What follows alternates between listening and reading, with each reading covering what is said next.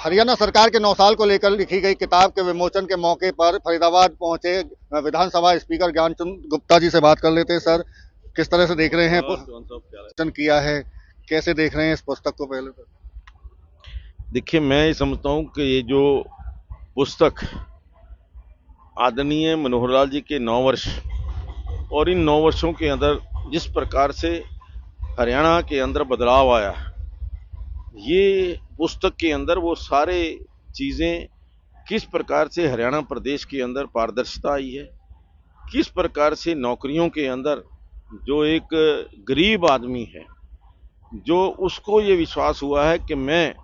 बिना पैसे के और बिना सिफारिश के मेरी भर्ती हो सकती है, ये विश्वास जो आम आदमी के मन में आया है, इस पुस्तक के माध्यम से उस पुस्तक में ये विमोचन किया गया है। और जिस प्रकार से चाहे वो पारदर्शिता को लेकर के, विकास को लेकर के, सबका साथ सबका विकास, हरियाणा एक हरियाणवी एक, ये वास्तविकता में उन्होंने करके दिखाया है। जिस प्रकार से विकास हुआ है, कोई भी एक जिला ये नहीं कह सकता कि इस जिला के अंदर विकास नहीं हुआ, कोई एक विधायक ये नहीं कह सकता कि मेरी विधानसभा के अंदर विकास नहीं हुआ। तो इस प्रकार की जो राज्य को एक सरकार मिली और सरकार ने जिस प्रकार से काम किया, मैं समझता हूँ कि आने वाले वर्ष के अंदर 2024 के अंदर जो चुनाव होने जा रहे हैं, उसके अंदर निश्चित तौर पर केंद्र में आदरणीय नरेंद्र मोदी जी के नेतृत्व में फिर से तीसरी बार नरेंद्र मोदी जी देश के प्रधानमंत्री बनने जा रहे हैं और हरियाणा प्रदेश के अंदर भी तीसरी बार भारतीय जनता पार्टी की सरकार आएगी। स्पीकर साहब, चूंकि विधानसभा को लेकर आप नए नए प्रयोग हमेशा करते रहे हैं, इस बार चूंकि बजट सत्र भी है, किस तरह से कोई नया बदलाव इस बार भी देखने को मिलेगा? नहीं, देखिए, बदलाव तो क्या है कि विधानसभा की कार्यवाही तो वही रहती है, लेकिन प्रिकॉशंस जरूर ली जाती है। अब की बार हमने विशेष तौर पर, जो पिछली बार कहा था कि लोकसभा के अंदर एक घटना हुई, वो जो सिक्योरिटी को लेकर के चूक हुई, उसको लेकर के हमने कहा है कि हम अपनी विधानसभा के अंदर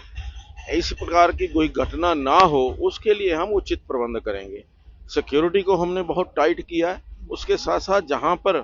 प्रोबेबिलिटीज है कि यहाँ से कुछ इस प्रकार की घटना हो सकती, वहाँ पर ग्लास से कवर करके उस गैलरी को, चाहे वो विजिटर गैलरी है चाहे वो प्रेस गैलरी है, उसको भी हमने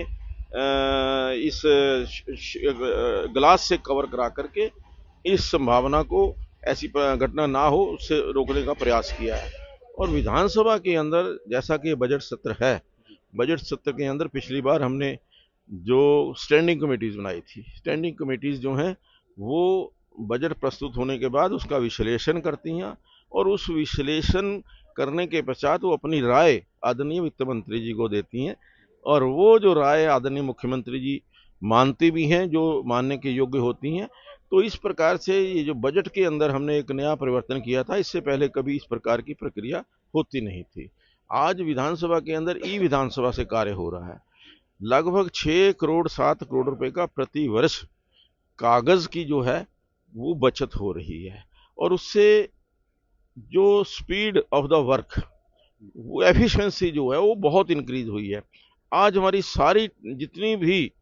आपस के अंदर पत्राचार है, जो पत्र व्यवहार है, चाहे वो सरकार के साथ है, चाहे वो विधायकों के साथ है या आम लोगों के साथ है, वो ई विधानसभा के माध्यम से ही हम करते हैं। ई विधानसभा का आपने जिक्र किया, टेक्नोलॉजी से आप जोड़ रहे हैं, लेकिन जो सदन में हंगामा जो होता है, जो आप पारदर्शिता की बात कर रहे हैं, भ्रष्टाचार मुक्त प्रदेश की बात कर रहे हैं कि मनोहर सरकार काम कर रही है, लेकिन जो विपक्ष है वो उन्हीं पर सवाल उठाता है और जिम्मेदारी आपकी तब बढ़ जाती है जब सदन के अंदर हंगामा हो। उसको लेकर कैसे रोकेंगे, क्या रणनीति, क्या प्लान? ये देखिए, नियम कानून बने हुए हैं। मेरा प्रयास रहता है कि उन सभी नियमों के तहत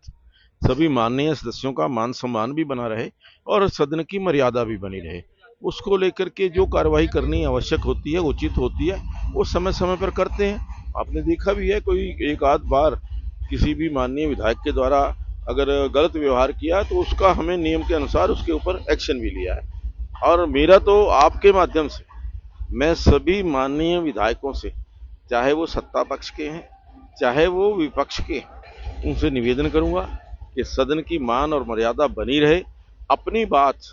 जो वो कहना चाहें वो खुल करके कहें, लेकिन एक मर्यादित तरीके से। एक सवाल आखिरी सर आपसे, लालकृष्ण आडवाणी भारतीय जनता पार्टी के वरिष्ठ नेता, उप प्रधानमंत्री तक पहुंचे। कैसे देख रहे हैं, भारत रत्न मिलने को लेकर घोषणा की गई है, उन्हें सम्मान मिलने जा रहा है। देखिए, आज देश के करोड़ों भारतीय जनता पार्टी के कार्यकर्ताओं की आकांक्षा, इच्छा जो है उसकी पूर्ति हुई है। भारत रत्न आदरणीय अडवाणी जी को बहुत देर पहले मिल जाना चाहिए था। जिस प्रकार से उन्होंने संघर्ष किया अपने जीवन के अंदर, चाहे वो राम मंदिर निर्माण को लेकर से एक संघर्ष था या पार्टी को इस स्थान पर पहुंचाने के लिए जो पार्टी के प्रति उन्होंने अपनी निष्ठा और लगन से काम किया, आज उसी का परिणाम है कि आज केंद्र में भी भारतीय जनता पार्टी की सरकार है और बहुत 17 प्रदेशों के अंदर भारतीय जनता पार्टी की सरकार है। और मुझे इस बात का सौभाग्य भी मिला है कि मैंने जब 3 बार मैं चंडीगढ़ भाजपा का अध्यक्ष था, उनके साथ काम करने का अवसर मिला। जो रथ यात्रा वो लेकर के राम रथ यात्रा निकले थे, उस रथ यात्रा के अंदर भी मुझे सहभागिता करने का अवसर मिला, उनके साथ बैठने का अवसर मिला। बिल्कुल, ये थे हमारे साथ में विधानसभा स्पीकर ज्ञानचंद गुप्ता, जो सरकार की उपलब्धियों के साथ साथ में चूंकि लालकृष्ण आडवाणी को जो भारत रत्न सम्मान मिला है, उनको लेकर उनका साफ तौर से कहना है कि सही वक्त पर सही फैसला लिया गया है और पार्टी के वो वरिष्ठ नेता रहे हैं और उन्हें भी उनके साथ में काम करने का मौका मिला है। फरीदाबाद से देवेंद्र कौशिक, इंडिया न्यूज।